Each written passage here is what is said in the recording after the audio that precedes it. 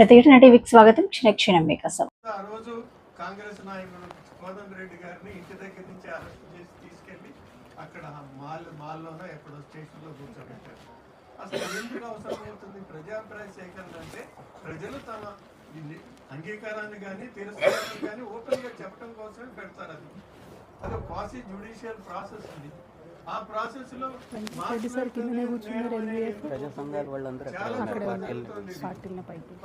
వచ్చి మాట్లాడటానికి కూడా ఎలా చేయకుండా జరుగుతుంది. అసలు అది అంతర్జాతీయ ఒప్పందాల నుంచి మనకు వచ్చినటువంటి హక్కు.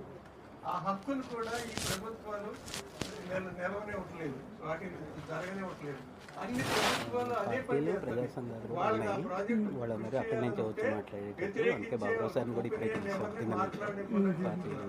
అలాగే ఈ రైతుల పట్ల కూడా అలాగే దానికి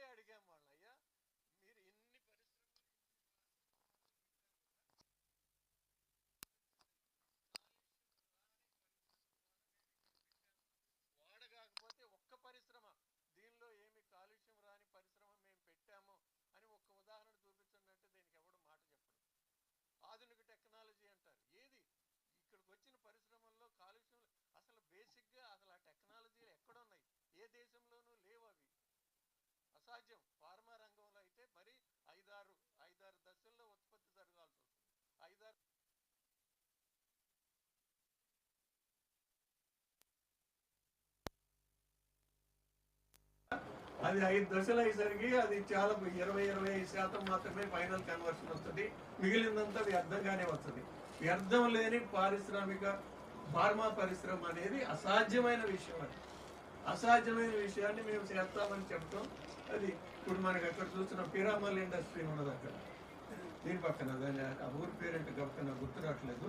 పటాన్చెరు నుంచి బాంబే హైవే మీద వెళ్తుంటే పక్కన అది అక్కడ ఎంతమంది చచ్చిపోతున్నారు క్యాన్సర్తో. ఇంతవరకు ఇన్ని పరిశ్రమల ద్వారా ప్రజలకు ఆరోగ్య నష్టం జరిగేదాన్ని ఏ ప్రభుత్వం అయినా ఒక్క అధ్యయనం చేసిందా? ఎంతసేపు పరిశ్రమలు వస్తున్నాయి, పెట్టుబడులు వస్తున్నాయని మాట్లాడతారు, కానీ దాని వల్ల ప్రజలకి ఎలాంటి నష్టం జరుగుతున్నది అనేది ఒక్క ప్రభుత్వం కానీ, ఆంధ్రప్రదేశ్ ప్రభుత్వం కానీ, తెలంగాణ ప్రభుత్వం కానీ ఒక్క అధ్యయనం చేసిందా? అంటే ప్రజల ప్రాణాలకి అసలు విలువ లేనటువంటిది. అభివృద్ధి కేవలం ఎవడన్నా పెట్టుబడి పెట్టి సంపాదించుకుంటే మన అందరి బతుకులు బాగుపడిపోతాయి అనే ఒక భ్రమ కల్పిస్తున్నారు. కానీ అంటే మనం అంత మూర్ఖమా? మనకు కనీస ఇంగిత జ్ఞానం లేదా? మనం చదువుకోలేదా? ఎందుకు ఈ ప్రభుత్వాలు మన ఇంతగా మోసం చేస్తున్నాయి? ఏమనుకుని మోసం చేస్తున్నాయి? ప్రజలకు ఓటుతో కూర్చున్న ప్రభుత్వాలు ప్రజల కోసం పనిచేయకుండా కొద్దిమంది వ్యాపారస్తుల కోసమే ఎందుకు పనిచేస్తున్నాయి? ఆ వ్యాపారస్తులు వాళ్ళ వ్యాపారం బాగుంటే వాళ్ళ వ్యాపారం బాగుండటం కోసం పారపోస్తే నీళ్లు, గాలి, నేల అన్ని నాశనం చేస్తే అది అంగీకార యోగ్యం అవుతుంది మీకు. మరెవరన్నా గొంతెత్తే మా నీళ్లు పాడైనవి, మా తాగటానికి లేకుండా పోయిందంటే మన్నే కొడుతున్నారు. ఇలాంటి పరిస్థితి ఎందుకు వస్తుంది? ఒక ప్రజాస్వామ్య వ్యవస్థలో ఇలాంటివి అంగీకార యోగ్యమా అనేది మనం ఆలోచించుకోవాల్సిన అవసరం ఉంది. చాలా మంది పెద్దలు మాట్లాడాల్సిన అవసరం ఉంది. థ్యాంక్ యూ బాబురావు సార్కి ధన్యవాదాలు. రాజకీయ పార్టీలు బాధ్యులు కవిత గారు కూడా వచ్చారంట. తెలంగాణ శ్యామ్ వీసీకే పార్టీ తను మాట్లాడినాక కవిత గారు కూడా మాట్లాడతారు. తర్వాత చాలా ప్రజా సంఘాలు ఉన్నాయి ఇక్కడ హాల్లో, వాళ్ళందరినీ ఒక్కొక్కళ్ళని పిలిపిస్తాను. అయితే మనకు ఉండే టైం కన్స్ట్రెయిన్ ఒకటి ఉంది, 1 గంటకి హాల్ అయిపోతుంది. అందుకని ఒక అరగంట టైం ఉంది మనకి. అందరం కూడా మాట్లాడడానికి ప్రయత్నం చేద్దాం ఈలోపు. ఒకవేళ ఎవరికైనా మాట్లాడే అవకాశం రాకపోతే హాల్ ఖాళీ చేయాల్సి వస్తే మీరు సంఘీభావంగా వచ్చామని, విన్నామని, భవిష్యత్తులో ఆ గ్రామాలకు వెళ్ళి పనిచేయడానికి సిద్ధపడతామనే దాంతో ఉండండి. మాకు అవకాశం రాలేదని ఎవరు భావించవద్దని కోరుతూ శ్యామ్. Thank you sir.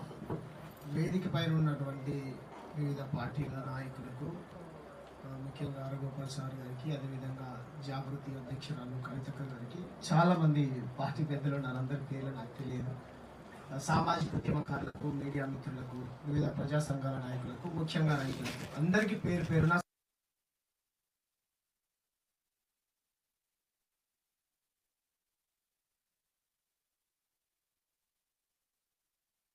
బతకొచ్చు, కానీ భూమి భూవ లేకపోతే బతకలేము. ఏం లేకపోయినా బతకొచ్చు. ఎందుకనంటే చిన్నప్పుడు నేను పల్లెటూరులో పుట్టి, మేము ఒక దళిత కుటుంబంలో, అంటే వెలివాడలో పుట్టినటువంటి వ్యక్తులుగా మాకు తెలుసు. బయ్యారం పక్కన మాది చిన్న వినోబాబు నగర్ అనేటువంటి గ్రామం. వాటర్ ప్యాకెట్ కొనుక్కెళ్ళి మా నాయనమ్మకి ఇస్తే వాటర్ ప్యాకెట్ కూడా అమ్ముతారా బిడ్డ అన్నది మా నాయనమ్మ. అంటే పెట్టుబడిదారులు, పారిశ్రామికవేత్తలు ఈరోజు వాటర్ నమ్ముకుంటా ఉన్నారు, గ్యాస్ నమ్ముకుంటా ఉన్నారు, లేకపోతే అన్ని భూమిని అమ్ముకుంటా ఉన్నారు. కాబట్టి రేపొద్దున గాలిని కూడా అమ్ముకోవడానికి రైతుల చేతిలో ఉన్నటువంటి భూముల్ని లాక్కునేటువంటి కుట్రలో భాగమే ఇది, మీ దగ్గర నుంచి భూములు లాక్కునేది. కాబట్టి అభివృద్ధి అంటే పరిశ్రమలలో, ఫార్మా కంపెనీలలో ఉద్యోగాలు వస్తాయని మనం అనుకుంటున్నాం. మీరు చూడండి, హైదరాబాద్ చుట్టుపక్కల ఉన్నటువంటి ఐడిఏ బొల్లారం కానీ, జీడిమెంట్ల కానీ, అదేవిధంగా చర్లపల్లి కానీ, ఇవన్నీ కొన్ని వందల సంవత్సరాల కింద పల్లెటూర్లు. ఇప్పుడు ఏమైపోయినాయి, ఆ ఊర్లలో ఉన్నటువంటి వ్యక్తులకు ఉపాధి లేనటువంటి పరిస్థితి.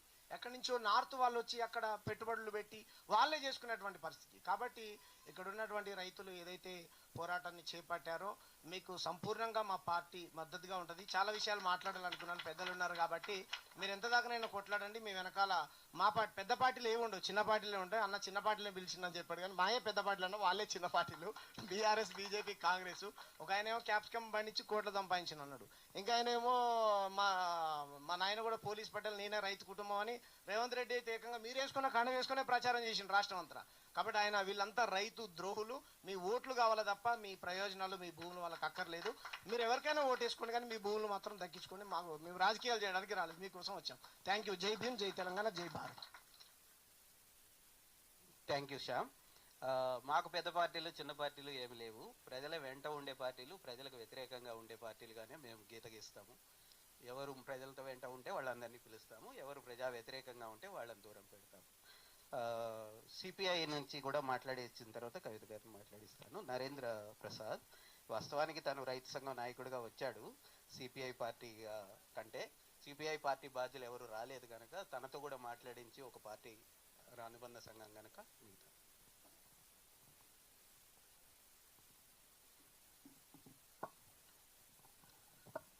వేదిక మీద ఉన్న పెద్దలందరికీ నమస్కారం. అదేవిధంగా వేదిక మీద నుంచి నాకు కనిపిస్తున్న రైతులు, ఒకసారి ఇక్కడ ఉన్న రైతులు ఒకసారి చేతులు ఎత్తే నేను చూడాలనుకుంటున్నాను. నిజంగా భూమి ఉండి అక్కడ భూమిని కోల్పోతున్న రైతులు. Thank you. అది అర్థం. ఇప్పటిదాకా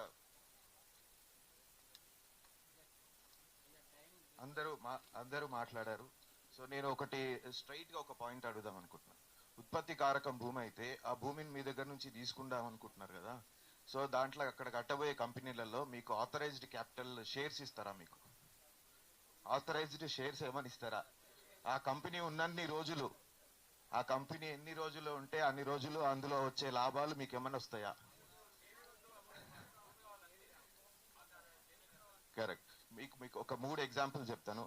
అంటే తెలంగాణ ఏర్పడిన తర్వాత 3 ఎకరాల భూమి వంచుతామని చెప్పి అధికారంలో 10 సంవత్సరాలు ఉన్న నాయకత్వం చూసాం. తర్వాత నేను వచ్చిన మేడ్చల్ జిల్లాలో అభివృద్ధిని అడ్డుకోవద్దు అనుకుంటూనే సర్వే నంబర్ 87లో 52 ఎకరాలు 20 గుంటలు 28 కుటుంబాల రైతుల దగ్గర నుంచి భూమి తీసుకొని ఇప్పటికీ న్యాయం జరగని పరిస్థితి ఉంది. అది హైకోర్టులో అట్లనే పెండింగ్ ఉంది. ఇంకోటి ఎన్కేపల్లి, ఇక్కడ రంగారెడ్డి జిల్లాలో 100 ఎకరాలు గోశాల పేరు మీద రేవంత్ రెడ్డి గారు వచ్చిన తర్వాతనే అక్కడ రైతులు దాదాపు 8 రోజులు పోరాటం చేసి అక్కడ తీసుకు, ఇప్పుడు ఇందాక మాట్లాడారు బుల్డోజర్ అన్నట్టుగా, అన్ని ఆ చట్టాలు ఏమున్నాయో అన్ని ఉపయోగించేసి నీకు వాళ్ళు ఒకసారి డిసిషన్ తీసుకున్నాక బుల్డోజర్ లేదు అన్ని అప్రూవల్స్ వచ్చేస్తాయి, అన్నీ అయిపోతాయి. మీ రైతులల్లో మీకే కొట్లాటలు పెడతారు, కొంతమంది జారిపోతారు. అట్లాంటి ఏమేం చేయాలో సామధాన దండ భేదోపాయాలన్నింటినీ ప్రయోగిస్తారు.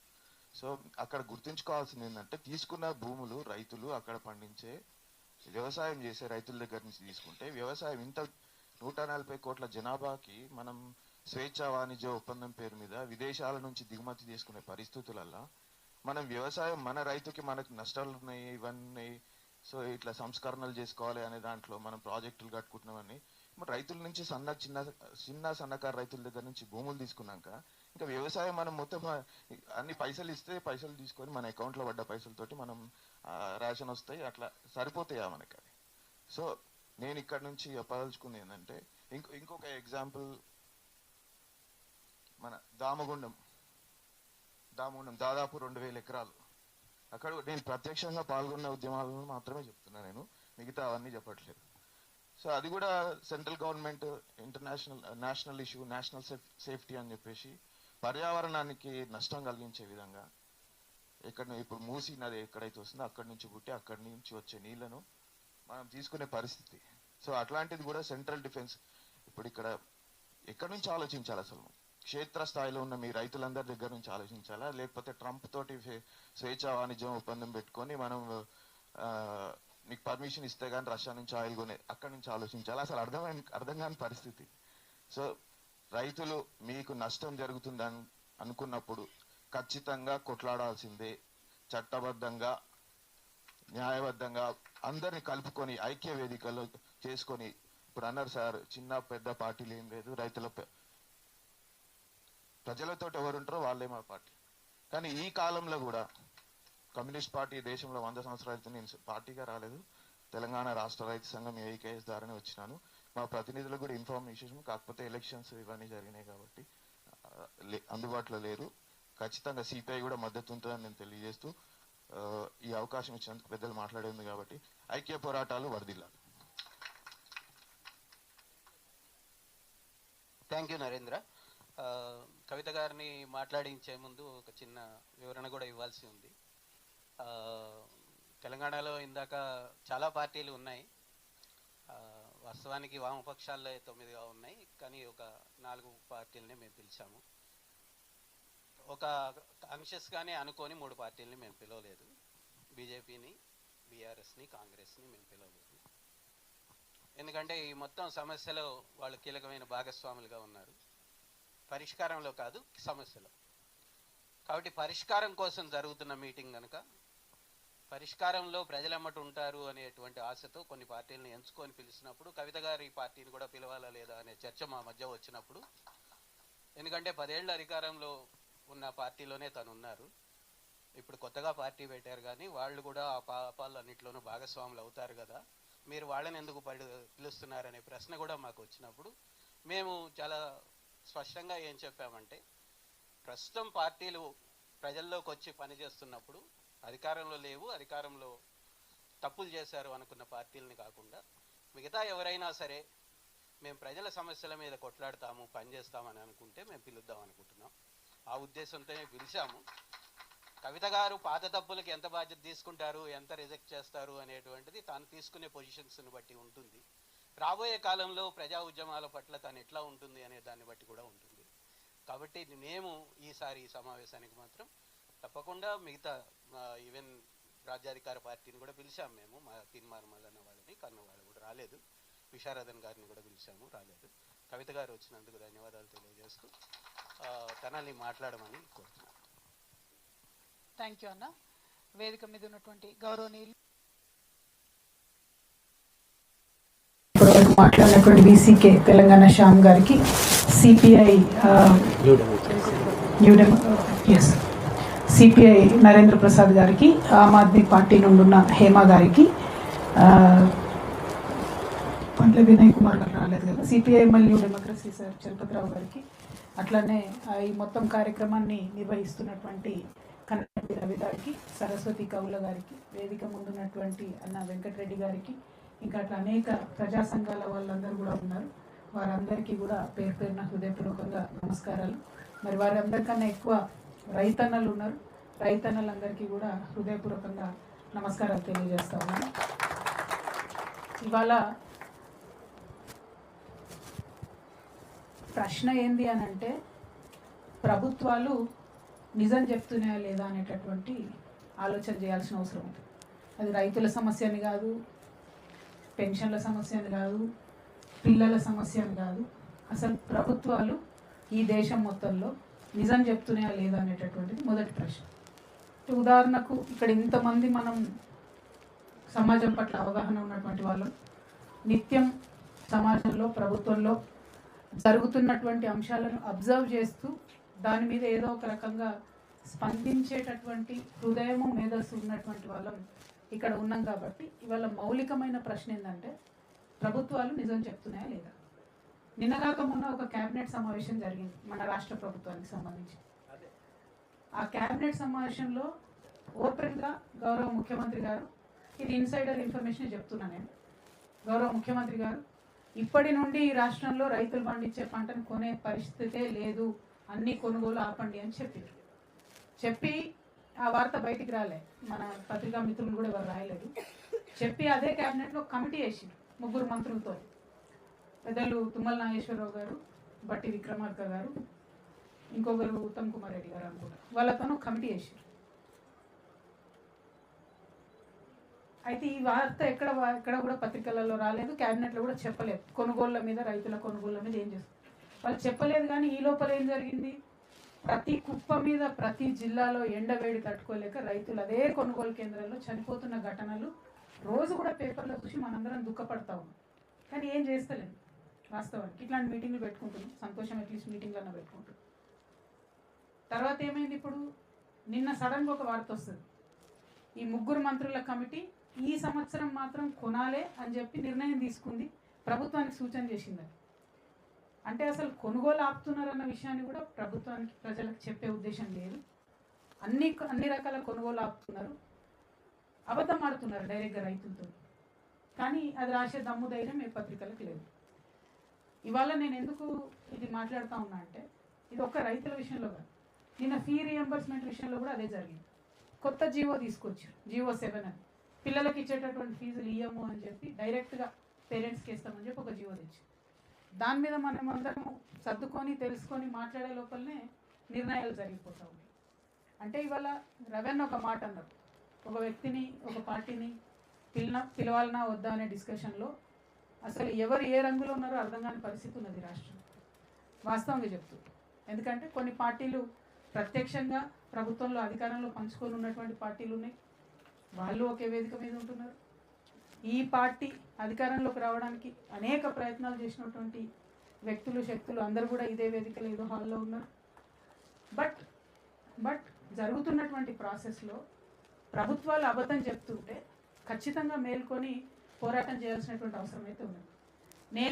నాకు సరే, నా పొలిటికల్గా ఏదేదో జరిగినా కూడా నేను పార్టీ పెట్టే ముందు తీసుకున్న నిర్ణయం ఒకటే, అన్ని పార్టీలు ఈ రాష్ట్రంలో ఎట్లా చేస్తున్నాయి, ఎట్లా పనిచేస్తున్నారు అన్న విషయం నాకు అనవసరం.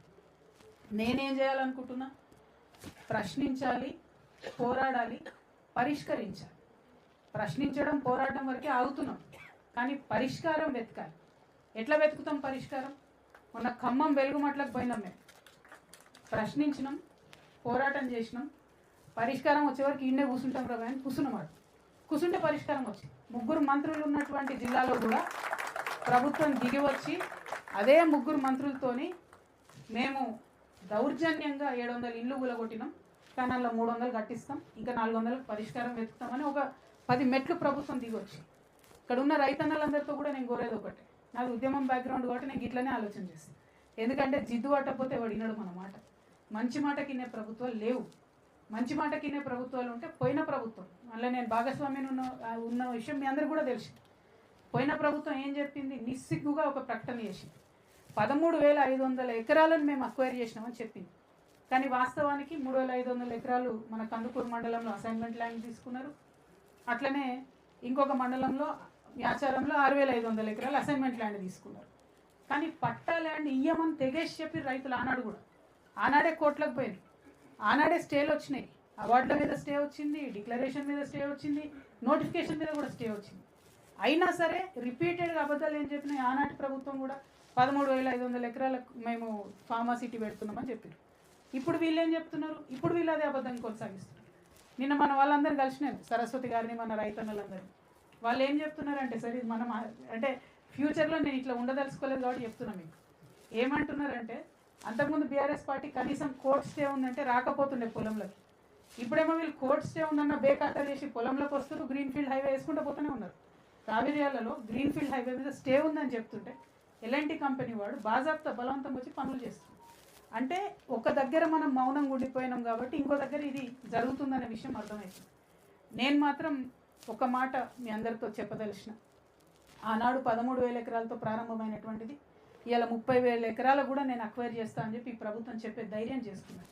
ఒక కొత్త నగరాన్ని నిర్మించాలి కాబట్టి నేను ఒక ఫ్యూచర్ సిటీ డెవలప్మెంట్ అథారిటీ ఏర్పాటు చేస్తా అని మొదలు 3 మండలాలతో ఉండే, కందుకూరు, యాచారం, ఇది మన కడతాల్లో వచ్చినటువంటిది ఇప్పుడు అది పెరిగింది. మహేశ్వరము, ఇబ్రహీంపట్నము, పార్ట్ ఆఫ్ మంచాలు, ఆమన్గలు, మాడుగులు దాకా పోయింది.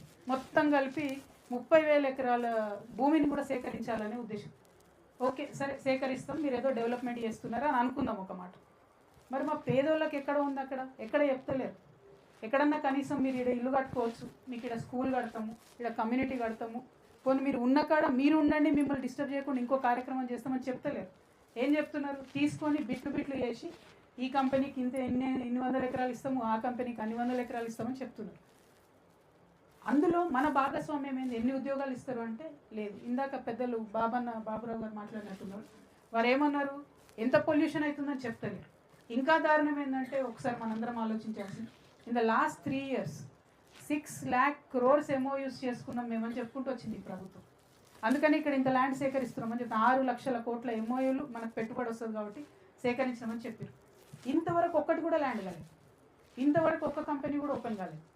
పైగా ఇక్కడ ఇప్పుడు మన భూములలో పెడతామన్నటువంటి వాటిలో డేటా సెంటర్స్ ఉన్నాయి. డేటా సెంటర్ యొక్క పొల్యూషన్ ఎఫెక్ట్ ఇంతవరకు ఎవరు స్టడీ చేయాలి.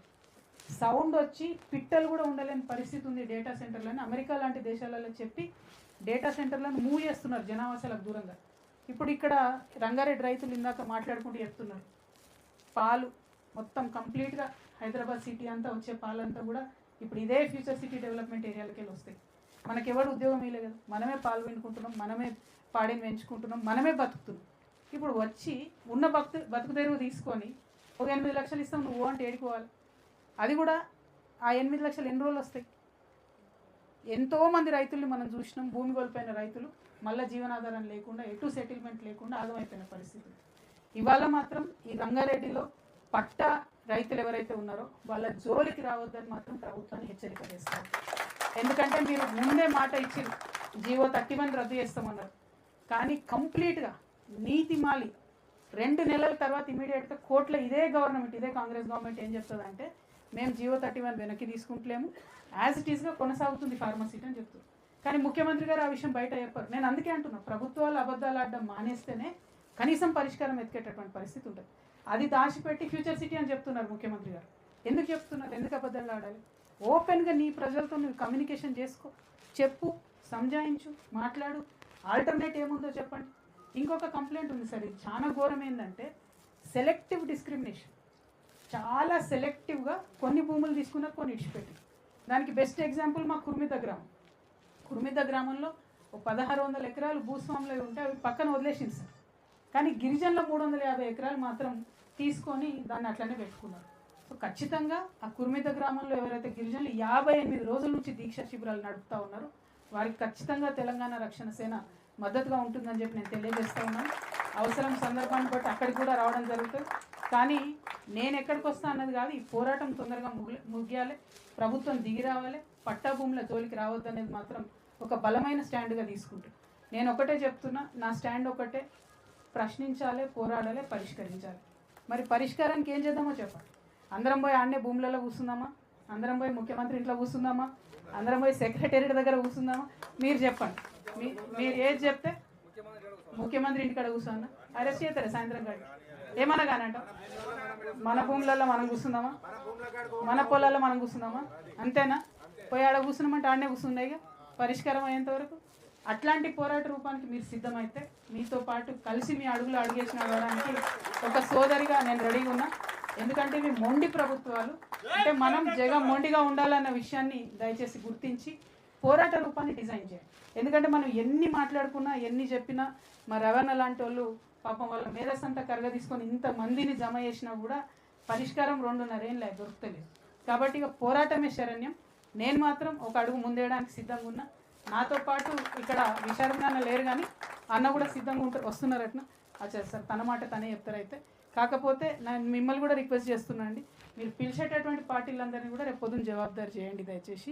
నాతో పాటు నేను అనేక మార్లు చెప్పిన, నేను ఆ పార్టీలో ఉన్నప్పుడు అనేక తప్పుడు నిర్ణయాలు జరిగినాయి, దాంట్లో భాగస్వామిగా ఉన్నాను. రైతన్నలకు నష్టం జరిగింది, తెలంగాణ ఉద్యమకారులకు నష్టం జరిగింది. కానీ ఆ నష్టాన్ని పూరించుకొని ముందుకు పోవాలనేటటువంటి ఆలోచనతో నేను ముందుకు వస్తూ ఉన్నా. కాబట్టి ఈ పర్టికులర్ ఇష్యూలో ఫార్మా సిటీ విషయంలో, ఫ్యూచర్ సిటీ విషయంలో కూడా నాకు అభ్యంతరాలు ఉన్నాయి.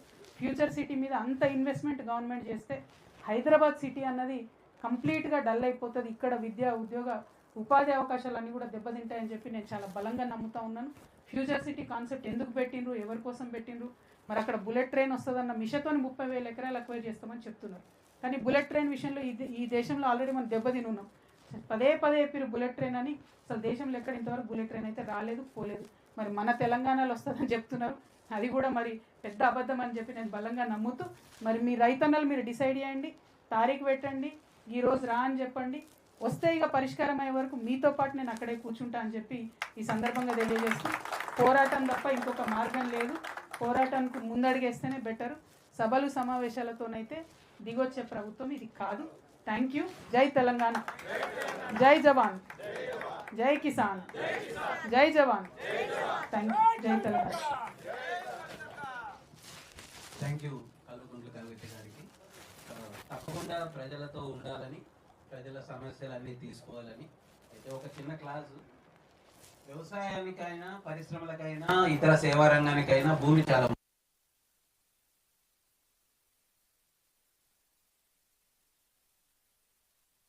చేసిన తర్వాత అని దృష్టిలో పెట్టుకొని వ్యవసాయానికి ఎంత భూమి మిగలాలి, పరిశ్రమలకు ఎటువంటి భూములు ఇవ్వాలి, లేదా సేవా రంగానికి ఎంత భూములు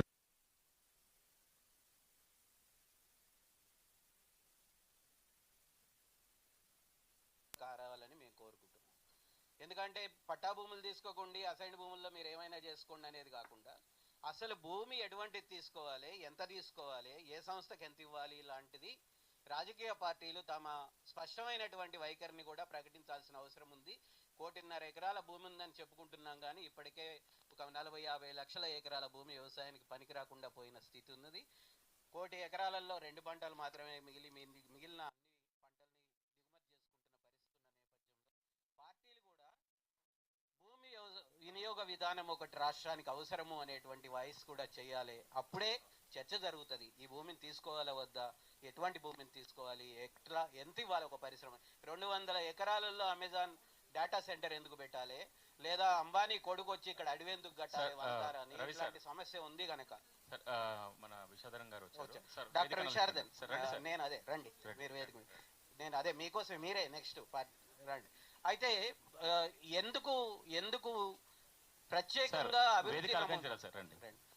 ఎందుకు ప్రత్యేకంగా అభివృద్ధి నమూనాని మనం ప్రశ్నించాలి అని అంటే, ఏదో ఒక భూమి పోయినండి, మన భూమి పోకపోతే చాలనే కాడ మనం ఉండకూడదు. భూమి దళితుల చేతుల్లో, వెనుకబడిన వర్గాల చేతుల్లో ఉండాలి. వాళ్ళు వ్యవసాయం చేస్తున్నట్టయితే వాళ్ళ చేతుల్లో ఉండాలి భూమి అనేటువంటిది మనం స్పష్టమైన వైఖరి తీసుకోగలిగితే, భూమి వినియోగ విధానం అనేటువంటిది ఒకటి మనం రూపొందించే విధంగా మనం పార్టీలో మాట్లాడగలిగితే బాగుంటుంది అనేది నేను ప్రతిపాదిస్తూ, డాక్టర్ విశారదన్ నేను మొన్న కొంత డీటెయిల్గానే మాట్లాడుకున్నాం ఫోన్లో, అన్నని మాట్లాడమని ఇప్పుడే వచ్చారు. ఈ లోపల ఒక్కళ్ళని మాట్లాడించి, అంటే మన టైం అయిపోతుంది కనుక ఇప్పుడు పార్టీలు దాదాపు అయిపోయినాయి. ప్రజా ఉద్యమాల జాతీయ వేదిక NAPM జాతీయ స్థాయిలో పనిచేస్తూ ఉంది. రాష్ట్రంలో కూడా అనేక ప్రజా సమస్యల మీద మేమందరం ఉమ్మడిగా పనిచేస్తున్నాము. దాని కన్వీనర్గా ఉన్న మీరా సంఘమిత్రని 2-3 నిమిషాలు మాట్లాడమని, సంఘీభావం ప్రకటించమని కోరుతున్నాను. మీ తరపున తను చెప్పింది, కానీ మీరు పాఠం ఏది?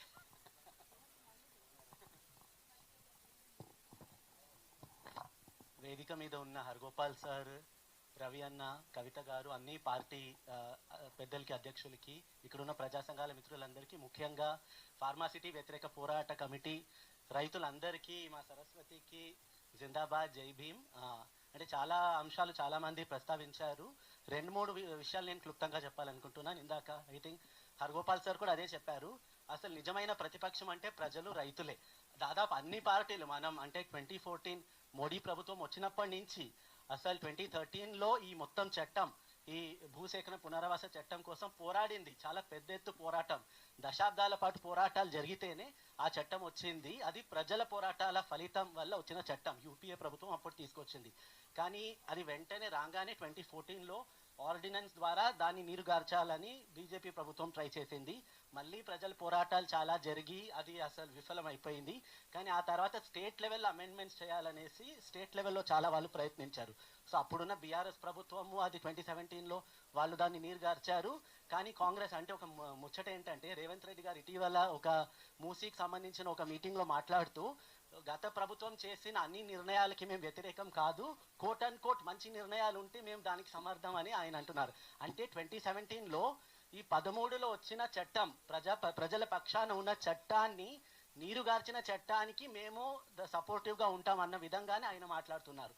సో ద పాయింట్ ఇస్, క్లుప్తంగా అన్ని ప్రభుత్వాలు మోర్ ఆర్ లెస్ భూమి మీద వాళ్ళ కళ్ళు ఉన్నాయి, వ్యవసాయ రంగం మీద వాళ్ళ కళ్ళు ఉన్నాయి. అండ్ వన్ మోర్ రిక్వెస్ట్ మేము టు కవిత గారు, మీరు పట్టా భూముల మీద చాలా ఫోకస్గా మాట్లాడారు, విచ్ ఇస్ గుడ్. కానీ అంతే ఇంపార్టెన్స్ 2013 చట్టంలో అసైన్డ్ భూములకు కూడా అంతే ఈక్వల్ స్టేటస్ ఉంది. అసైన్డ్ భూములు మొత్తం దళితుల చేతుల్లో ఉన్నాయి. సో ఆ భూములు కూడా కాపాడాలి అన్న ఒక కమిట్మెంట్ మీ పార్టీ వైపు నుంచి కూడా ఉండాలనేసి మేము కోరుతున్నాము. అండ్ ఈ 2017 ఏదైతే చట్టం ఉందో దాన్ని బీఆర్ఎస్ అప్పుడు తీసుకొచ్చింది, ఇప్పుడు కాంగ్రెస్ కంటిన్యూ చేస్తుంది. దాన్ని రిపీల్ చేయాలి. వచ్చే అసెంబ్లీ సెషన్లో రిపీల్ లెజిస్లేషన్ తెలంగాణ అసెంబ్లీలో పాస్ చేయాలి అన్న ఒక, మిగతా అన్ని రాజకీయ పార్టీలు ఎన్ని పార్టీలు అయితే ఉన్నాయో ఒక నిర్ణయం తీసుకొని రిపీల్ లెజిస్లేషన్ పాస్ చేయాలన్న ఆ విధంగా ఒక పొలిటికల్ మూవ్మెంట్. అఫ్ కోర్స్ ఇక్కడ చాలా వరకు క్షేత్రస్థాయిలో రైతులు పోరాడుతున్నారు ఒక్కొక్క ప్రాజెక్ట్కి వ్యతిరేకంగా. అసలు చాలా కష్టపడి ఇప్పుడు ఈ దశలో 50 రోజులుగా వీళ్ళు దీక్షలు చేస్తున్నారు. కానీ 10 ఏళ్లుగా సరస్వతి వీళ్ళందరూ అంటే ఎన్ని కోర్టు కేసెస్, ఎన్ని పెటిషన్స్ వేశారు. ఆ తర్వాత కోర్ట్ ఆర్డర్స్ వచ్చిన తర్వాత కూడా మళ్ళీ దానికి కంటెంప్ట్ అవ్వడం. అంటే దర్స్ a whole long history to this entire struggle. కానీ ఫార్మాసిటీ రైతులకు నిజంగా ఒక సెల్యూట్. ఒక 10 ఏళ్లుగా నిలబడ్డారు. అప్పుడు బీఆర్ఎస్ ప్రభుత్వం కాలంలో, ఇప్పుడు కాంగ్రెస్ అంటే వాళ్ళు మేనిఫెస్టోలో రాసుకున్నప్పటికీ అయినా మేనిఫెస్టోకి వ్యతిరేకంగా వాళ్ళు చేస్తున్నారు కాబట్టి. And police repression, this is not just an issue of రైతులు వ్యవసాయ భూముల కోసం పోరాడుతున్నారు, అసలు నిజంగా ఒక ప్రజాస్వామ్యం కోసం పోరాడుతున్నారు రైతులు. డెమోక్రాటిక్ స్పేస్ తెలంగాణలో ఒక ప్రజాస్వామ్యం ఉండాలని కూడా పోరాడుతున్నారు. సో ఆ డెమోక్రసీ కోసం చేసే పోరాటంలో మనం అందరం ప్రజా సంఘాలుగా, రాజకీయ పార్టీలుగా వాళ్ళతో నిలబడాలి. ఈ ఫ్యూచర్ సిటీ అనే పేరు అంటే ఆల్రెడీ చాలా వరకు ల్యాండ్ ఎక్విజిషన్ అయిపోయింది. రవి అన్న, బాబురావు సార్ చెప్పారు. సో ఆల్రెడీ ఎంతవరకు అయితే అసలు భూములు అక్వైర్ అయ్యాయో దాని ఒక ఆడిట్ తెలంగాణ ప్రభుత్వం ముందు, ప్రజల ముందు పెట్టాలి. కొత్తగా ఇంకా భూసేకరణ చేసే దిశగా కాకుండా అక్వైర్ చేసిన భూములకు సంబంధించిన ఒక ఆడిట్ ప్రజల ముందు పెట్టాలి. అండ్ ఈ ఫార్మాసిటీ రైతులకు ఏవైతే మేనిఫెస్టోలో కాంగ్రెస్ గవర్నమెంట్ ప్రామిస్ చేశారో ఆ విధంగా restoring back the lands, 2 patta lands and assign lands. ధరణిలో చాలా మంది పేర్లు అసలు వాళ్ళు ఇంకా అది ప్రామిస్ చేశారు, అది కూడా ఇంకా ఎక్కించలేదు. So that is also an issue. సో ఇలా చాలా సమస్యలు స్పెసిఫిక్గా ఈ ప్రాజెక్ట్కి సంబంధించి ఉన్నాయి. కానీ ఓవరాల్గా పొలిటికల్ పార్టీస్ అంటే ఇది నిజంగా ఒక మంచి ప్రయత్నం. కొన్ని ప్రోగ్రెసివ్ పార్టీస్ అనుకుందాం మనం ఇప్పుడు ఈ సమావేశంలో వచ్చారు కాబట్టి. తెలంగాణలో అసలు వ్యవసాయ విధానం ఏ విధంగా ఉండాలి, ల్యాండ్ పాలసీ, భూమి విధానం ఏ విధంగా ఉండాలి, ఇండస్ట్రియల్ పాలసీ ఏ విధంగా ఉండాలి అన్న అంశాలకు సంబంధించి కూడా ఒక సీరియస్ పొజిషన్ మీ అందరూ తీసుకుంటే, అండ్ దానికి ఒక స్టార్టింగ్ పాయింట్ అంటే కాంగ్రెసే అప్పుడు యూపీఏ 2013లో తీసుకొచ్చిన చట్టం, ఇది బేర్ మినిమం, ఇంకా ఏం పెద్దగా అసలు అడగట్లేదు. కనీసం ఆ చట్టాన్నైనా రిస్టోర్ చేయాలి అనేసి అడుగుతున్నాము. మీనాక్షి నటరాజన్ లాంటి వాళ్ళు కూడా లేఖ రాశారు ముఖ్యమంత్రి గారికి. సో అయినా అంటే ల్యాండ్ అది చాలా, it is a hot potato. So ఎవరు చాలా తేలికగా అది అంటే అంత ఒక ఇంటెన్స్ పొలిటికల్ మూవ్మెంట్ అయ్యేంత వరకు ఎవరు దానికి స్పందించట్లేదు. So we hope that all ప్రజా సంఘాలు అయితే కంటిన్యూస్గా ఈ ఇష్యూని చాలా ఏళ్లుగా రేస్ చేస్తున్నారు. ఈ ఒక్క ఇష్యూ కాదు, రకరకాలుగా. మీరు వేరే ఇటీవల రాపోలు గ్రామానికి కూడా వెళ్ళారు. సో అక్కడ కూడా వాళ్ళు అదే ఇష్యూని రేస్ చేస్తున్నారు. సో చాలా చోట్లలో 2013 చట్టం ని యథావిధిగా అమలు చేయాలి. అందులో ఇంకొకటి, నేను మన లెఫ్ట్ కామ్రేడ్స్ కూడా ఉన్నారు సార్, మార్కెట్ వాల్యూ ఒకటే కాదు, చాలా ముఖ్యమైన అంశాలు. అసలు గ్రామ సభ కన్సెంట్ ఉండాలి, 80% మొత్తం ఆ ఏరియా కన్సెంట్ ఉండాలి. లాస్ట్ రిసార్ట్ అగ్రికల్చరల్ మంచి వ్యవసాయ భూములు ఉంటే as a డెమాన్స్ట్రబుల్ last resort. So ఆ చట్టంలో అసలు చాలా మంచి అంశాలను అవన్నీ అసలు పక్కన పెట్టేసి ఈ డైల్యూటెడ్ అమెండ్మెంట్ బీఆర్ఎస్ తీసుకొచ్చింది. అది వాళ్ళకు అనుకూలంగా ఉందనేసి కాంగ్రెస్ ఇక్కడ రాష్ట్రంలో కొనసాగిస్తున్నారు. సో ఐ థింక్ ఆ పాలసీ లెవెల్లో కూడా మనం ఫార్మాసిటీ రైతులకి సంఘీభావం పూర్తిగా ప్రకటిస్తూ అసలు 2017 ఇన్ఫాక్ట్ సుప్రీంకోర్టులో, హైకోర్టులో కేసెస్ ఉన్నాయి. ఇక్కడ ఉషా గారు ఉన్నారు, తను కూడా మాట్లాడతారు. సుప్రీంకోర్టులో sir, even as we speak there are cases pending in the supreme court. And అక్కడ ప్రశాంత్ భూషణ్ లాంటి వాళ్ళు చాలా క్లియర్గా ఏమంటున్నారంటే, స్టేట్ గవర్నమెంట్ సెంట్రల్ యాక్ట్ వచ్చింది, స్టేట్ లెజిస్లేచర్ అసలు సెంట్రల్ యాక్ట్కి వ్యతిరేక సార్, ఇది కాన్కరెంట్ లిస్ట్లో ఉంది. అయినప్పటికీ సెంట్రల్ యాక్ట్లో ఉన్న మూలమైన భావం ఆ భావానికి వ్యతిరేకంగా మీరు రాష్ట్రంలో కూడా ఇటువంటి చట్టాన్ని పాస్ చేయలేరు. It is part of the basic structure. 50 ఏళ్ళుగా ఈ ప్రిన్సిపల్ ఎన్నో రాజకీయ కాన్స్టిట్యూషనల్ సిద్ధాంతాలకి వ్యతిరేకంగా వెళ్తూ ఈ 2017 అమెండ్మెంట్ని బీఆర్ఎస్ ప్రభుత్వం పాస్ చేసింది, కాంగ్రెస్ దాన్ని కొనసాగిస్తుంది. So I think we will definitely question both parties, but we hope ఇక్కడ ఉన్న చిన్న కావచ్చు కానీ పొజిషన్లో ఒక ప్రిన్సిపల్డ్ ఒక పొజిషన్ తీసుకుంటే ఖచ్చితంగా ఈ పార్టీస్తో పాటు ప్రజా సంఘాలు కూడా గొంతు కలిపి ఖచ్చితంగా మనం 2017 అమెండ్మెంట్స్ తెలంగాణలో వెనక్కి తీసుకోవాలి. రైతుల భూములు, అది అసైన్డ్ కావచ్చు, పట్టా కావచ్చు, అది అండ్ వాళ్ళతో పాటు ఇన్ఫాక్ట్ చాలా ముఖ్యంగా వ్యవసాయ కూలీలు, ప్రతి రైతు భూమిలో వ్యవసాయ కూలీలు కూడా చాలా ఆధారపడి ఉన్నారు. సో మనం ఉట్టి భూమి ఉన్న వాళ్ళమే కాదు, యాక్చువల్లీ ఎవరైతే వ్యవసాయం చేస్తున్నారో కల్టివేటర్స్, వాళ్ళు కౌలు రైతులు కావచ్చు, వాళ్ళు సన్న చిన్నకారు రైతులు కావచ్చు, వ్యవసాయ కూలీలు కావచ్చు, మహిళలు, ముఖ్యంగా మహిళా రైతులు.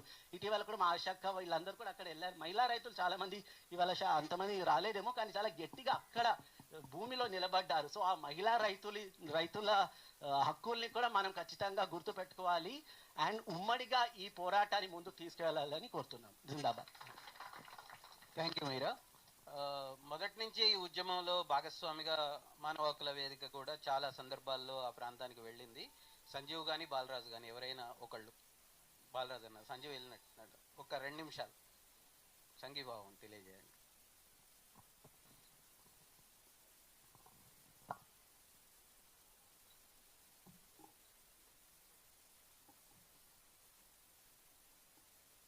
సమావేశానికి వచ్చేసినటువంటి రైతులందరికీ, వేదిక మీద ఉన్నందరికీ కూడా వందనాలు. ల్యాండ్ ఎక్విజిషన్ ఇంతకుముందే మేడం కూడా చెప్పారు, వాళ్ళ ప్లాన్స్ వేరే ఉన్నాయి. 30,000 ఎకరాల దృష్టి అనేది ఉన్నది. భారతదేశంలో ఎక్కడ పోయినా వేల ఎకరాలు, కూడా ఆంధ్రప్రదేశ్లో కూడా ఆయన 30,000 ఎకరాలకు టార్గెట్ పెట్టి కూర్చున్నాడు. ఆ పద్ధతిలోనే ఇక్కడ పోతున్నట్టుగా అనిపిస్తుంది. కాబట్టి ఇటువంటి తప్పుడు పనులు చేయకుండా రైతుల భూమి, రైతుల హక్కులు కాపాడే విధంగా వాళ్ళెంబడి ఉంటుంది మానవ హక్కుల వేదిక. మొదటి నుంచి కూడా పనిచేస్తూ ఉంది, పని చేస్తూనే ఉంటుంది వాళ్ళ వెనకాల. బాబురావు సార్ కూడా, నేను, సంజీవ్, తర్వాత అభివృద్ధి విధ్వంసం అనే ఒక అద్భుతమైన పుస్తకం బాలగోపాల్ రాశారు.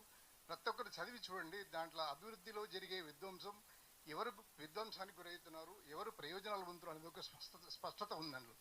కాబట్టి అందరం కూడా, కన్నెగంటి రవి కావచ్చు, మన సరస్వతి అయినా కూడా, ఏ ఉద్యమాలు చేసినా రైతుల ఇంట్రెస్ట్ కాపాడటానికి మానవ హక్కుల వేదిక మీ ఎంబడి ఎప్పుడు ఉంటూనే ఉంటుందని చెప్తూ ధన్యవాదాలు.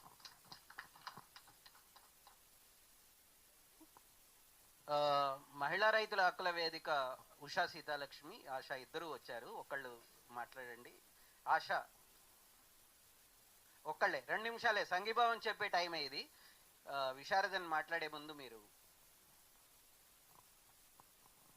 మహిళా రైతుల వేదిక దేశవ్యాప్తంగా మహిళా రైతులు వ్యవసాయంలో చేస్తున్న కీలక పాత్ర ఉంది. దాన్ని ఆర్గనైజ్ చేయడానికి, వాళ్ళ గొంతు వినిపించడానికి ప్రత్యేకంగా పనిచేస్తున్న వేదిక.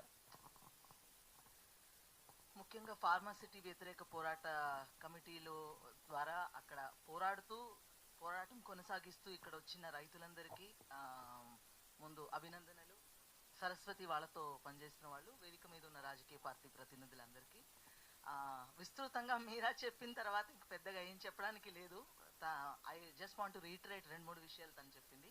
ఒకటి, ఏ పార్టీలు ఉన్నా కూడా 2017లో భూసేకరణ చట్టానికి తెచ్చిన సవరణలు ఏదైతే ఉన్నాయో వాటిని వెంటనే రద్దు చేసి 2013 చట్టం, ముఖ్యంగా దాంట్లో సామాజిక ప్రభావాల అంచనా ఏదైతే సోషల్ ఇంపాక్ట్ అసెస్మెంట్ ఉందో అది చాలా కీలకమైనది.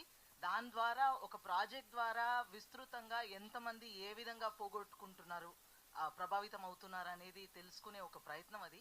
ఆ కీలకమైన అంశాన్ని పక్కన పెట్టేసి ఎగ్జంప్షన్ ఇస్తూ పోయారు, కానీ దాదాపు 90% 95% ప్రాజెక్టులన్నీ కూడా దాంట్లో వచ్చేస్తున్నాయి. సో అది చాలా ఘోరం, అన్యాయం. అది మాత్రం తప్పనిసరిగా గుండెకాయ మొత్తం చట్టానికి అది. సో 2013 చట్టాన్ని మాత్రం ఉన్నట్టు దాని ఇన్ లెటర్ అండ్ స్పిరిట్ అమలు చేస్తామనే వాగ్దానం అయితే అన్ని రాజకీయ పార్టీలు ఈరోజు ఎటు ఉన్నా కూడా ఇవ్వాల్సిన అవసరం ఉంది. అది మొదటిది.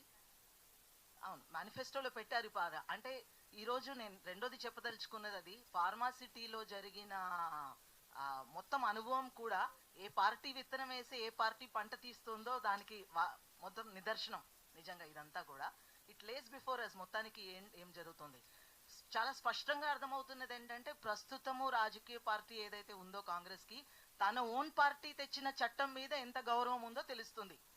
ఇక్కడ యూపీఏ ప్రభుత్వం తెచ్చిన చట్టాన్ని కాదు, గత ప్రభుత్వం ఏదైతే సవరణలు తీసుకొచ్చారో ఆ చట్టాన్ని మేము అమలు చేస్తున్నామని చెప్తున్నారు. దాదాపు భూసేకరణ అంతా కూడా అది లగచర్ల అవ్వచ్చు, నిమ్స్ జహీరాబాద్ అవ్వచ్చు, వేరే వేరే చోట్ల కూడా అదే జరుగుతుంది. ఈరోజు తక్షణం మానుకొని మేనిఫెస్టోలో చెప్పినట్టు రద్దు చేయాల్సిందే. కోర్టులో ఒక నిజం, కోర్టులో బయట ఇంకోటి కాకుండా రద్దు చేయాలి ఫార్మాసిటీని, 2013 చట్టాన్ని కూడా.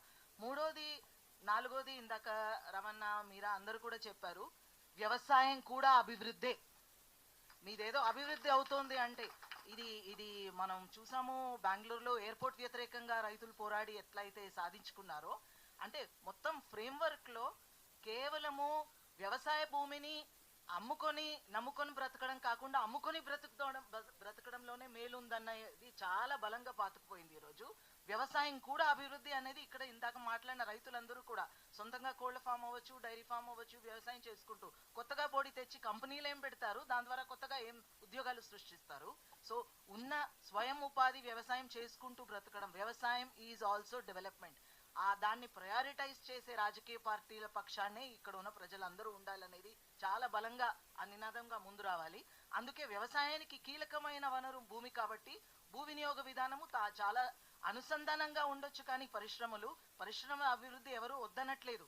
అది ఎటువంటి పరిశ్రమలు, ఏ నైతికత మీద తెస్తారు, ఎవరికి ఉద్యోగాలు కల్పిస్తారు, వ్యవసాయానికి కాంప్లిమెంటరీగా ఎలా ఉంటాయి ఆ వనరులు, ఆ పరిశ్రమలు అన్న విషయమే ఇక్కడ. ఒక ప్రభుత్వం కూడా ఇప్పటిదాకా, ఈవెన్ గతంలో ఉన్న టీఆర్ఎస్ బీఆర్ఎస్ ప్రభుత్వం కూడా పరిశ్రమల కోసం తెచ్చిన విధానం ఉందే కానీ వ్యవసాయం కోసం తెచ్చిన విధానం లేదు. అండ్ ఒక కాంప్రహెన్సివ్ ల్యాండ్ యూస్ పాలసీ, భూ వినియోగ విధానం ఏదైతే ఉందో అసలు ఒక థ్రెషోల్డ్ ని మించి వ్యవసాయ భూమిని వ్యవసాయేతర అవసరాలకి మళ్లించేది లేదు అనే నినాదం కానీ అనే విషయం మీద చాలా స్పష్టమైన పాలసీ విధానం ఉండాలి. ఇక్కడ ఉన్న రాజకీయ పార్టీలు అందరితో కూడా we have a lot of research data అంతా. వీఆర్ మోర్ దెన్ హ్యాపీ అది పంచుకోవడానికి మీతోటి, because there is enough evidence దాని గురించి. గతంలో స్లేట్ ల్యాండ్ యూస్ బోర్డ్స్ ఉండేవి, వాటికి నిధులు ఉండేవి, అది అక్కడ అసలు ఉన్నాయా లేవా, పనిచేస్తున్నాయా లేవా ఏం తెలీదు. సో స్పష్టంగా ఈ 3-4 అంశాలు. చివరి నేను చెప్పదలుచుకున్న మాట, మీరా మహిళా రైతుల హక్కుల వేదిక ప్రతినిధిగా చెప్పదలుచుకున్న మాట, ఏ ప్రాజెక్ట్ అయినా సరే ఇన్ దిస్ స్టేట్, ఇది నేను 2011 డేటా ఇంకా ఎక్కువే, 58% వ్యవసాయంలో ఉన్న మహిళా కూలీలందరూ మహిళలే. 36-38% కూడా కల్టివేటర్స్ ఆ విమెన్. కానీ రికార్డులో వాళ్ళ పేర్లు లేవు. ఈ రాష్ట్రంలో కూడా అక్యురేట్ డేటా లేదు, కానీ 32% మంది మహిళల పేరు మీద భూమి ఉందంటున్నారు. కానీ మేము మాత్రం గత 10 ఏళ్ల నుంచి తెలంగాణ ఏర్పడిన తర్వాత 10-12 ఏళ్లలో ఏ ప్రాజెక్టులో భూములు కోల్పోయినా కూడా దాంట్లో చాలా పెద్ద ఎత్తున అడ్వర్స్ గా ఇంపాక్ట్ అయ్యేది మహిళలే. అందుకే అది వాళ్ళకి తెలుసు కాబట్టి, వ్యవసాయంలో ఉన్నది వాళ్లే కాబట్టి, ఏ ఉద్యమంలో అయినా చూడండి ఫార్మాసిటీతో సహా మహిళలే ఉన్నారు. ఈరోజు ముందున్నది వాళ్లే. సో తప్పనిసరిగా మహిళలకి వ్యవసాయదారులుగా వాళ్ళ చేతిలో భూమిని ఉంచినట్టు కొత్త భూమి వాళ్ళ చేతుల్లో వాళ్ళ పేరిట ఇచ్చే ప్రయత్నాలు కూడా రాజకీయ పార్టీలు తప్పనిసరిగా చేయాలి. సో ఇక్కడ ఉన్న రైతులతోటి ఈ ఉద్యమంలో అందరితో భాగంగా తప్పనిసరిగా మహిళా రైతుల హక్కుల వేదిక కూడా ఉంటూ మీతో పాటు సాంఘీభావం తెలియజేస్తూ ఉంటామని హామీ ఇస్తూ ఈ అవకాశం వచ్చినందుకు ధన్యవాదాలు. ఇప్పుడు ధర్మ సమాజ్ పార్టీ అధ్యక్షులు ప్రజా ఉద్యమాల పట్ల సంఘీభావంగా ఉంటూ గొంతెత్తుతూ పోట్లాడుతూ ఉన్న డాక్టర్ విశారదన్ తన్ని మాట్లాడమని కోరుతున్నాను.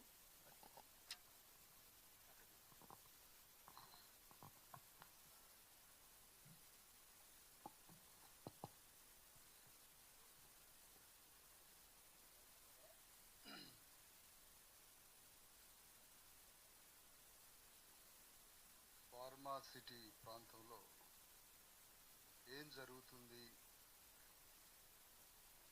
అనే అంశం మీద అఖిలపక్ష సమావేశానికి సభాధ్యక్షులుగా ఉన్నటువంటి కన్నెగంటి రవి గారు, స్వరాజ్య రైతు వేదిక నాయకులు ప్రతినిధి, వేదిక మీద ఉన్నటువంటి ప్రొఫెసర్ హరగోపాల్ గారికి మరియు వేదిక మీద ఉన్నటువంటి గౌరవ మాజీ పార్లమెంట్ సభ్యులు,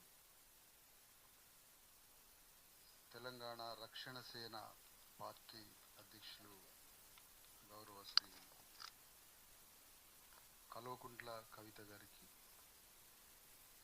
మరియు వేదిక మీద ఉన్నటువంటి సరస్వతి గారికి, ఇంకా వేదిక మీద ఉన్న నాయకులందరికీ, ఈ కార్యక్రమంలో హాజరవుతున్న మీ అందరికీ నమస్కారం. బేసిక్ పాయింట్ ఏంటంటే, ఇది క్యాపిటలిస్ట్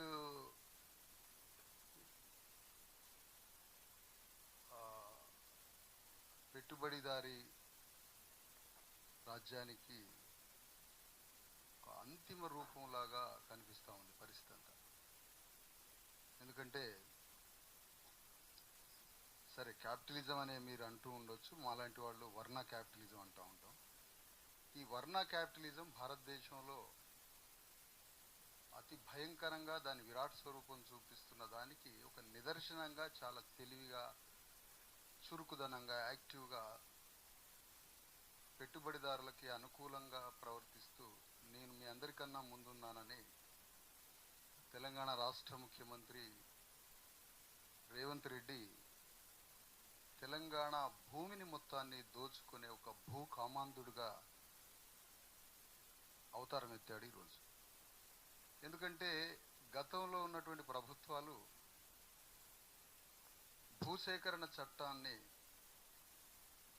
మొదలుపెట్టి ప్రజల దగ్గర ఉన్నటువంటి, రైతుల దగ్గర ఉన్నటువంటి భూములు మొత్తాన్ని లాక్కుంటుంటే వచ్చే ప్రభుత్వాలు వాటిని విమర్శిస్తూ రద్దు చేస్తామని చెబుతూ ఆ భూసేకరణని మరింత పదునుగా మార్చి ఇంకా దాని యొక్క స్థాయిని ఇంకా పెంచి రైతుల భూములు, పట్టా భూములు మరియు ప్రభుత్వం ఆనాడు ఇచ్చినటువంటి భూముల్ని మొత్తాన్ని కొల్లగొట్టే పనిలో ఉంది. దీనికి విరుగుడు ఏంటి అసలు? ఒక రాజ్యం మీదకి ఒక ముఖ్యమంత్రి కూర్చున్నాడంటే ఆ రాజ్యం మీదకి కూర్చోబెట్టే శక్తులే ఈ భూమిని ఆక్రమించే శక్తులు. ఇది ఫండమెంటల్గా బేసిక్ పాయింట్. చంద్రబాబు నాయుడు ఒక క్యాపిటలిస్ట్కి ముఖ్యమంత్రిగా ఆక్రమించుకునే ఒక పెట్టుబడిదారు చేతిలో మనకి చంద్రబాబు నాయుడు కనిపించాడు చాలా సీరియస్ ఫేస్తో. అంటే ఆయనకి రేవంత్ రెడ్డి గారికి ఉన్న తేడా ఏంటంటే అతను చాలా సీరియస్ ఫేస్తో ఎలాంటి నవ్వు ముఖం లేకుండా భూ ఆక్రమణని మొదలుపెడితే సంపూర్ణంగా నవ్వుకుంటూ తెలంగాణ భూమిని ఆక్రమిస్తున్నాడు ఈరోజు రేవంత్ రెడ్డి. ఈ ఇద్దరికీ ఉన్నటువంటి డిఫరెన్స్ అది. ఇది సంపూర్ణంగా నవ్వడం, అది నవ్వు లేకపోవడం. ఈ రేవంత్ రెడ్డి అనేటువంటి తెలంగాణలో ఫార్మసిటీ పేరు మీద సాగుతున్న కొనసాగింపు, లేదంటే వికారాబాదులో ఉన్నటువంటి పరిగి భూముల ఆక్రమణ, లేదంటే మరో చోట ఈ మొత్తం భూమిని అత్యంత తెలివిగా, చాలా చురుకుగా మొత్తం క్యాపిటలిస్టు శక్తులకి భూమిని, తెలంగాణ భూమిని తాకట్టు పెట్టే ఒక కార్యక్రమంలో చాలా ముందడుగులో ఉన్నాడు రేవంత్ రెడ్డి. అందుకని తను అనివార్యంగా తెలంగాణలో కంప్లీట్ భూమిని, తెలంగాణలో ఉన్నటువంటి పారిశ్రామికవేత్త పేరు మీద, పరిశ్రమలకు ఇచ్చే పేరు మీద, డెవలప్మెంట్ పేరు మీద, తెలంగాణలో ఉన్న భూముల మొత్తం మీద సంపూర్ణ అధ్యయనం ఉన్నవాడు ఎవడన్నా ఉంటే రేవంత్ రెడ్డి. లాస్ట్ 20 years నుంచి ఈ అధ్యయనంతో ఈ అధ్యయనంతో జరుగుతున్న ఏమిటి అంటే తెలంగాణలో ఉన్నటువంటి మొత్తం భూములు, అంటే అది రైతులకు ఉన్నటువంటి పట్టా భూములు కావచ్చు, ఇందిరాగాంధీ టైంలో ఇచ్చిన అనేక రూపాల్లో ఇచ్చిన ప్రభుత్వం ఇచ్చినటువంటి అసైన్ ల్యాండ్స్ కావచ్చు, ఈ మొత్తం భూముల మీద అధ్యయనం చేసి ఈ భూముల్ని సంపూర్ణంగా పారిశ్రామికవేత్తలకి దారాదత్తం చేసే ఒక పెద్ద కుట్ర జరుగుతుంది. దీనికి అభిముఖంగా జరగాల్సిన ప్రక్రియ ఏంటంటే ఇప్పుడు ఈ సదస్సులు చాలా పెద్ద చర్చను లేవదీస్తున్నాయి, ఒక నైతిక వాదన తీసుకొస్తున్నాయి. చాలా అన్యాయం జరుగుతుందని మన హృదయాల్లో చాలామంది బాధపడుతున్నాం, ఫీల్ అవుతున్నాం, ఇదంతా బాగానే ఉంది. కానీ ఒక నందిగ్రామ్ వెస్ట్ బెంగాల్లో జరిగిన ఒక పోరాట స్థాయిలో తెలంగాణ గడ్డ మీద అంత పెద్ద ఎత్తున పోరాటం చేయడానికి కావాల్సిన కార్యాచరణ ప్రధానమైంది. ఎందుకు అంటున్నారంటే తెలంగాణలో రేపు జరగబోయేది ఏంటంటే భూ ఆక్రమణ చేసే పాలక వర్గాలకి భూమిని రక్షించుకునే రైతులకి ప్రజలకి మధ్య వర్టికల్గా యుద్ధం జరగాల తెలంగాణ. ఎందుకు ఇంత ఇంత ఇంత స్పష్టంగా నిర్వచించాలంటే నిర్వచించాలి. ఎందుకు?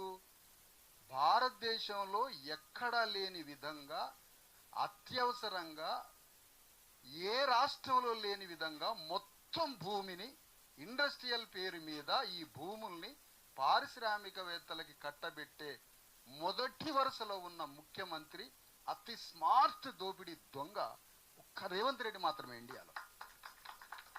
అంత పెద్ద పనికి సంకల్పబద్ధుడు అవుతున్నాడు కాబట్టి రేవంత్ రెడ్డి అంతే అభిముఖంగా అతని మీద యుద్ధం చేయడానికి నిట్ట నిలువుగా తెలంగాణలో భూమిని రక్షించుకునే శక్తులు, భూమిని దోచుకునే రేవంత్ రెడ్డి, ఈ యుద్ధమే జరగాలి తెలంగాణ. అంత స్థాయిలో ఉంది ఇప్పుడు రేవంత్ రెడ్డి కార్యక్రమం. మీరు గమనించండి, షార్ట్ టైంలో 2 సంవత్సరాల్లో ఎంత భూమిని సేకరిస్తున్నాడో మీరు స్టడీ చేస్తే అర్థమవుతుంది. వేల ఎకరాలు. ఇంకా బయటపడట్లే పరిస్థితులను బట్టి, చాలా తెలివైన వ్యక్తి కాబట్టి చాలా జాగ్రత్తగా వస్తున్నాడు అతను. రేపు జరగబోయే పని ఏంటంటే ఫ్యూచర్ సిటీ కాదు, హోల్ తెలంగాణ భూమండలాన్నే అమ్మేయబోతున్నాడు, తాకట్టు పెట్టబోతున్నాడు రేవంత్ రెడ్డి. కాబట్టి అతని మీద అభిముఖంగా పోరాటానికి నేనేమన్నానంటే ఒక సీరియస్ వార్, అత్యంత సీరియస్ వార్, యుద్ధాన్ని చేసే రైతులు కావచ్చు, రైతు కూలీలు కావచ్చు. రైతు లేనిది రాజ్యం లేదు, వ్యవసాయ కూలీలు లేనిది రైతే లేడు. బేసిక్ పాయింట్ ఇది. ఈ ఇంటర్లింక్ సూత్రం కావాలి. రైతు లేని రాజ్యం లేదు, ఇది చాలా చాలా అద్భుతమైన మాట. వ్యవసాయ కూలీ, రైతు కూలీ లేనిది రైతే లేడు. కాబట్టి ఇదంతా కలిపి ఒక సెట్ ఇది. కాబట్టి ఇప్పుడు తెలంగాణలో జరగాల్సింది ఏంటంటే రేవంత్ రెడ్డి చాలా క్లియర్గా ఉన్నాడు. పాపం అతనికి ఉన్న అనివార్య పరిస్థితి కూడా అట్లుంది. ఒకసారి ఇంట్లో బువ్వకి వెళ్ళాలంటే మొత్తం అమ్ముకుంటాడు, గిన్నెలు, ఫ్యాన్లు, అట్లా ఇంట్లో ఉన్న వస్తువులన్నీ అమ్ముకొని బువ్వ తింటుంటారు. ఇప్పుడు అర్జెంటుగా తన తెలంగాణ భూమిని అమ్ముకోవాలి. తర్వాత భారతదేశంలో అన్ని రాష్ట్రాల కన్నా మొట్టమొదటి వరుసలో క్యాపిటలిస్టులు అందరి కళ్ళల్లో నేను మీ అందరికీ ఉన్నాను అని ఒక సిన్సియర్ బానిసగా క్యాపిటలిస్టుల ముందు తల ఉంచుకున్న రేవంత్ రెడ్డి యొక్క పరిస్థితి, అతని అనివార్యతతో తెలంగాణలో ఉన్న మొత్తం భూమిని అమ్మడానికి సిద్ధపడుతున్నాడు రేవంత్ రెడ్డి. దానికి శాంపిలే ఈ 2 ఏళ్లలో జరుగుతున్న పరిస్థితి. దానికి ముందు ఫార్మాసిటీ మీద అంత స్పష్టంగా కాంగ్రెస్ పార్టీ దాని మేనిఫెస్టోలో ఓపెన్గా సభల్లో అది చెప్పిన హామీల నుంచి ఈరోజు ఫార్మాసిటీని కంటిన్యూ చేయడానికి, ఆ భూముల్ని కంటిన్యూ చేస్తుంది తప్ప అది ఆపడానికి ఎక్కడ ప్రక్రియ ప్రారంభించలేదు, ప్రారంభించదు కూడా. కాబట్టి ఇప్పుడు మన ముందున్నటువంటి ఛాలెంజ్ ఏంటి అనేది ఇప్పుడు ప్రధానమైన అంశం. వేదిక మీద పెద్దలు ఉన్నారు, చాలామంది ప్రొఫెసర్ గారు ఉన్నారు, మేడం గారు ఉన్నారు, కవిత గారు, తర్వాత మెయిన్గా దీన్ని లీడ్ చేస్తున్న చాలా కాలంగా భూముల పట్ల, రైతుల పట్ల చాలా కమిట్మెంట్తో ఉన్న కన్నెగంటి రవి గారు మిత్రులు, వారితో కూడా నేను చెప్పే విషయం ఏంటంటే సార్, జనరల్గా ఒక అంశం ఎప్పుడైనా పెద్ద దోపిడీకి సంబంధించిన సబ్జెక్ట్ వచ్చినప్పుడు దాన్ని ఖండించడం, చాతనైన పోరాటం చేయడం, విస్తృతంగా భావజాలాన్ని ప్రచారం చేయడం, సామాజిక నైతిక మద్దతును సేకరించడం, ఈ యొక్క గొప్ప చర్చలోకి లేవదీసి పౌరుల యొక్క బానిసత్వ మెదడుని కొంచెం చెలింపజేసి ఇలాంటి సమాజంలో జరుగుతున్న దోపిడీని ఖండించే ఒక సివిల్ ఆలోచనని తీసుకొని వస్తుంటాం. ఇదంతా బాగానే ఉంది.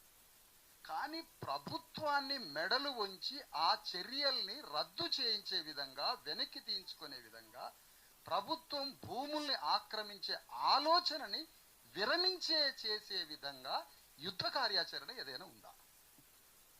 దానికి కావలసిన కార్యాచరణ ఏంటి? దానికి కావలసినటువంటి ప్రజల మద్దతు ఏమిటి? ఆ యాక్షన్లో పాల్గొనడానికి ఎంత సైనిక శక్తి మనకున్నది? ఎన్ని పార్టీలను ఇన్వాల్వ్ చేయాలా? ఏ విధంగా కార్యాచరణ రూపొందించాలనో ఒక సీరియస్ వర్కౌట్ చేయాలి. దీని మీద ఇంత సీరియస్గా మాట్లాడడానికి మళ్ళీ చెప్తున్నా, రేవంత్ రెడ్డి చాలా బలంగా వస్తున్నాడు తెలంగాణ భూమిని మొత్తం అమ్ముకోవడానికి. ఇది చాలా చాలా చాలా అటెన్షన్గా వినాల్సిన విషయం. ఎందుకంటే అతని కళ్ళ ముందు ఏ ఆప్షన్ లేదు భూమిని అమ్ముకోవడం తప్ప. కాబట్టి దానికి కౌంటర్ ప్లాన్ చాలా సీరియస్గా ఒక యాక్షన్ ప్లాన్ రూపొందించాలని కోరుతున్నాను.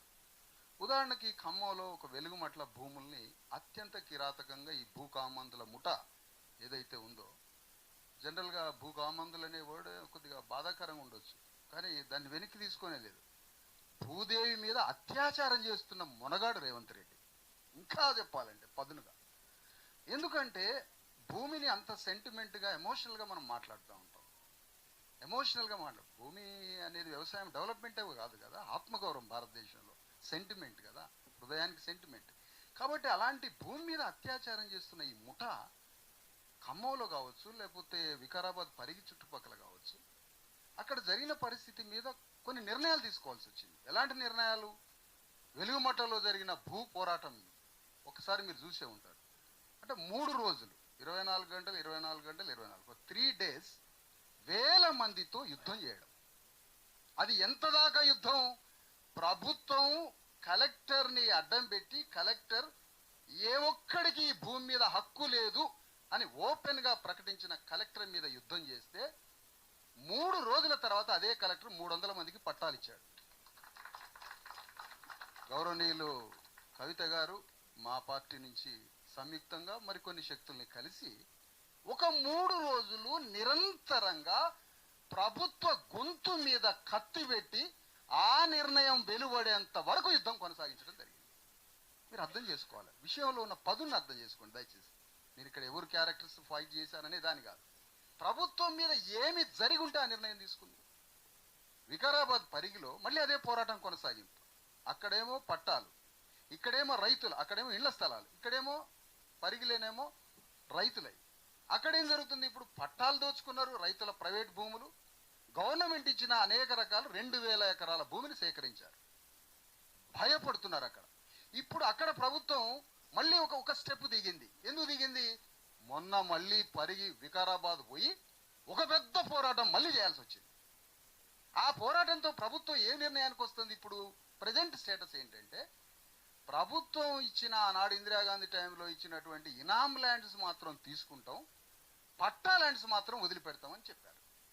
అంటే ఒక మార్పు జరుగుతున్నది.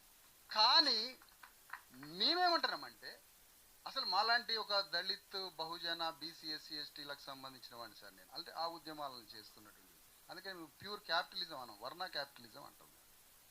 వర్ణ క్యాపిటలిజం అని ప్రజెంట్ చేస్తూ ఉంటాం. కాబట్టి మేమనే పాయింట్ ఏంటంటే, ఇక్కడ మాకు ఇమీడియట్గా డేంజరస్ ఏంటంటే, మా దళితులకి బీసీలకి అణగారిన చిన్న రైతులకి భూములు ఇచ్చారు ఆ రోజు. అంటే ఇందిరమ్మ రాజ్యం అంటే రివర్స్ జరుగుతుంది. ఆమె భూములో ఆ టైంలో ఇచ్చిన భూముల్ని మొత్తం భూములను ఆక్రమించుకుంటున్నారు. అది చంద్రబాబు నాయుడు అదే పని చేసాడు, రాజశేఖర రెడ్డి అదే పని చేశాడు, కేసీఆర్ అద్భుతంగా అదే పని చేశాడు. నవ్వు సీరియస్ 2 మిక్సింగ్ ముఖంతో రేవంత్ రెడ్డి కంప్లీట్ నవ్వుకుంటూ దోపిడీ చేస్తున్నాడు. ఈ సమయంలో, ఈ సందర్భంలో మరొక్కసారి మీ ముందు ఒక ఆలోచన వస్తున్నాను. మనం ఒక నైతికంగా ఒక పౌరుడుగా స్పందించడం ఒక్కటే కాదు, ఈ స్పందిస్తున్న ఈ నైతిక భావనని యుద్ధ రూపంలో తీసుకెళ్ళాలి.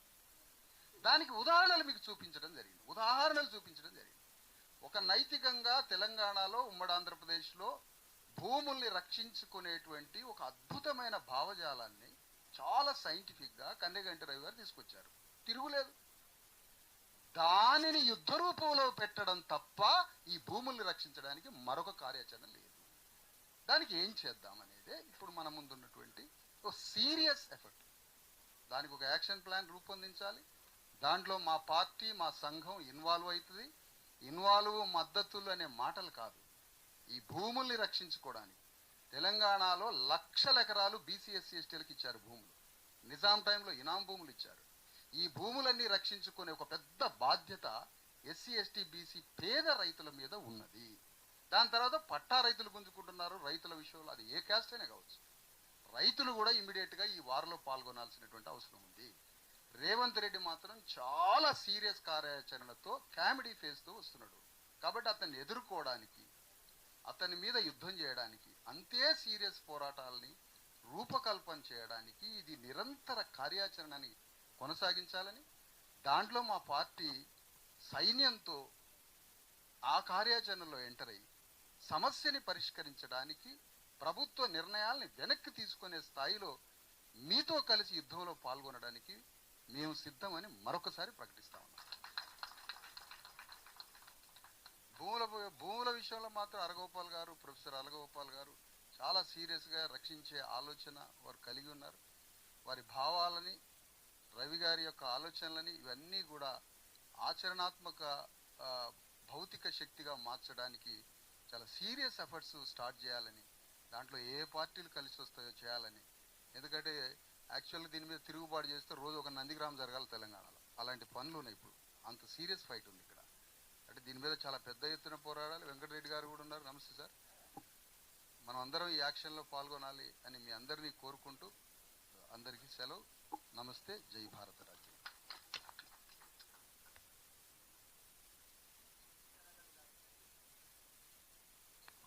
విశారదన్ అన్నకి నమస్తే, ధన్యవాదాలు. తప్పకుండా రైతు స్వరాజ్య వేదికగా నేను ఒక కార్యకర్తని. మేము మొదటి నుంచి కూడా సహజ వనరుల మీద ప్రజలకు హక్కులు ఉండాలనేది మా నినాదం.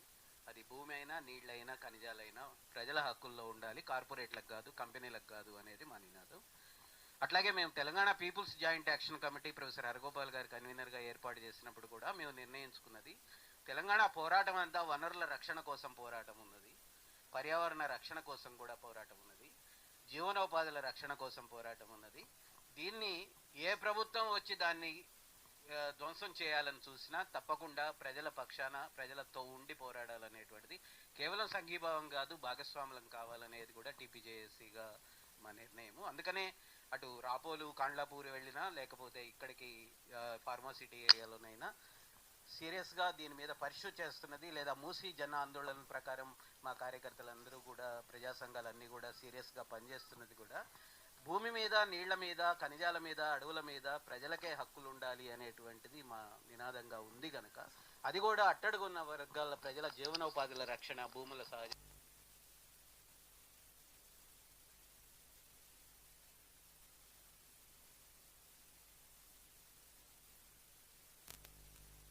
వరుసలోకి రావాలి మన నినాదం అనేది మా అభిప్రాయము.